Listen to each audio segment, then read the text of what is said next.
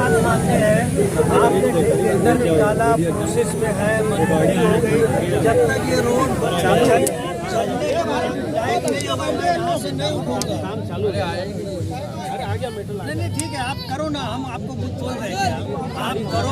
गाड़ी आने के लिए रिस्ट्रिक्शन हो रहा है ना अभी, वो होने दो ना। क्या लोग यहाँ साल भर से तकलीफ उठा रहे, जब डिपार्टमेंट को और आपको दिखाई नहीं दिया, आज हम रोड पर आकर बैठे तो आपको दिखाई दे रहा है क्या? आपकी रिक्वेस्ट सही है साहब, मैं अभी काम चालू, जब तक ये चलने के काबिल नहीं होगा हम उठेंगे नहीं यहाँ से। काम तो चालू कर रहा हूँ। आपको क्या करने का है, लाठी चार्ज करो, गोली मारो।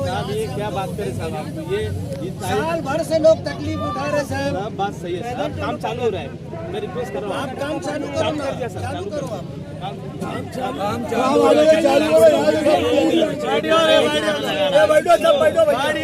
बैठो